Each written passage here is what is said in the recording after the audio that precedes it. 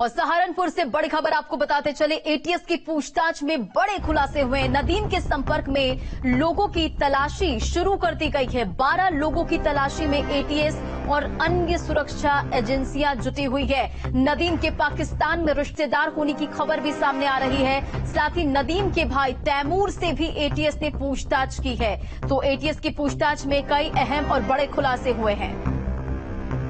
और अधिक अपडेट के साथ हमारे संवाददाता विकास कपिल जुड़ गए हैं। विकास, क्या कुछ अधिक जानकारी है? 12 लोगों की तलाश में एटीएस और अन्य सुरक्षा एजेंसियां जुटी हुई है।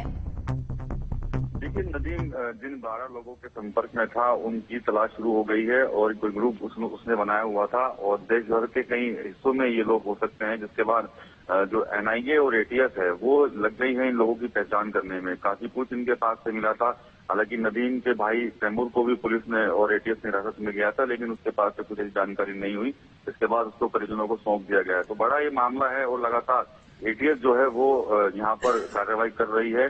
पाकिस्तान से भी कुछ संबंध होने की सूचना आ रही है कि पाकिस्तान में भी इन लोगों के कोई रिश्तेदार थे और पूरे 4 साल से ये पूरा अपना एक प्लान बना रहा था। 2018 से बताया जा रहा है कि ये संदिग्ध गतिविधि में शामिल था, लेकिन किसी को इसकी पूरी भनक नहीं लग पाई थी। अब वाकई विकास, देखिए, हाँ जी बात पूरी करें। देखिए, पूरे 4 साल से ये प्लानिंग कर रहा था और किसी को भनक तक नहीं थी। अब एटीएस को कुछ इस तरह के इनपुट मिले थे, जिसके बाद एटीएस ने ये कार्रवाई की है और नदीम को यहाँ पर गिरफ्तार कर लिया। बहुत बड़ी साजिश थी देश के अंदर एक आतंक फैलाने की, कई फिदायीन हमले करने की, जिसके लिए वो अफगानिस्तान और पाकिस्तान के जो आतंकी ग्रुप है उनके लगातार टच में था। साथ ही वो वहां जल्द जाना चाहता ताकि वो वहां से फिदायीन के हमले की ट्रेनिंग ले सके और वापस भारत में लौटकर एक बड़ी घटना को अंजाम दे सके। लेकिन उससे ठीक पहले जो देश की सुरक्षा एजेंसियां हैं उन्होंने इस मंसूबों को नाकाम कर दिया। फिलहाल नदीम अब्दुल पुलिस हिरासत में है। उसके जो उनमें 12 साथी हैं जो उसके लगातार कांटेक्ट में थे, उनको भी एक अभियान चलाया जा रहा ताकि उनको भी जल्द से जल्द गिरफ्तार किया जा सके। वाकई विकास, देखिए, साजिश बहुत बड़ी थी और इस मामले में परत दर परत कई खुलासे भी हो रहे हैं। फिलहाल इन तमाम जानकारियों के लिए बहुत बहुत शुक्रिया। नजर बनाए रखें।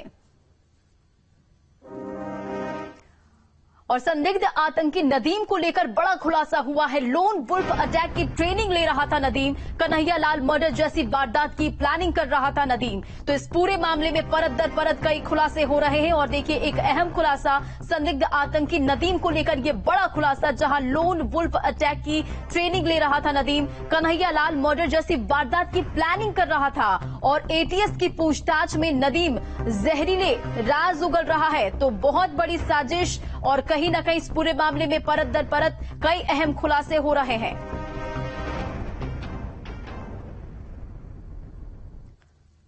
बढ़ते आगे, और संदिग्ध आतंकी सबाउद्दीन और नदीम को रिमांड पर लेने की तैयारी की जा रही है। एटीएस कर रही है दोनों को रिमांड पर लेने की तैयारी। बड़ी खबर आपको बता रहे हैं, जहां संदिग्ध आतंकी सबाउद्दीन और नदीम को रिमांड पर लेने की तैयारी हो रही है। एटीएस की टीम दोनों को रिमांड पर लेने की तैयारी कर रही है। 16 अगस्त को कोर्ट में अर्जी देगी एटीएस और रिमांड मिलने पर अन्य जांच एजेंसियां भी पूछताछ करेगी नदीम और सबाउद्दीन से।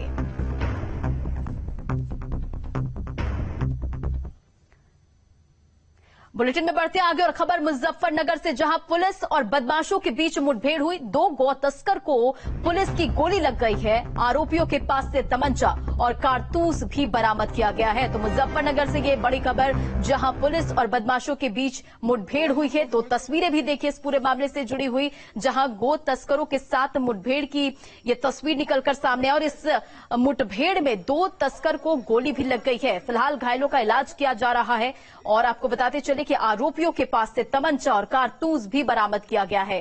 तस्कर लुकमान और आबिद इस मुठभेड़ में जख्मी बताए जा रहे हैं और इस पूरे मामले पर पुलिस की कार्रवाई लगातार की जा रही है।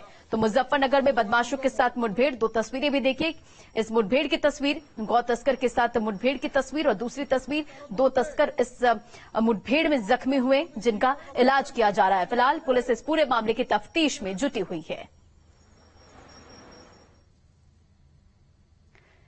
बढ़ते आगे और अगली बड़ी खबर लखनऊ से आपको बताते चले, जहां नकली चाय बनाने वाली फैक्ट्री का भंडाफोड़ हुआ है। खाद्य पदार्थ में मिलावट करने वाले 3 लोगों को गिरफ्तार किया गया है और चाय में हानिकारक पदार्थ मिलाते थे मिलावटखोर। तो बड़ी खबर आपको लखनऊ से बता रहे, जहां नकली चाय बनाने वाली फैक्ट्री का भंडाफोड़ हुआ है और इस पूरे मामले में 3 लोगों की गिरफ्तारी हुई है। चाय में हानिकारक पदार्थ मिलाते थे मिलावटखोर और ब्रांडेड कंपनियों के नाम पर नकली चाय की सप्लाई की जाती थी। भारी मात्रा में नकली चाय भी एसटीएफ की टीम ने बरामद किया है। और एक और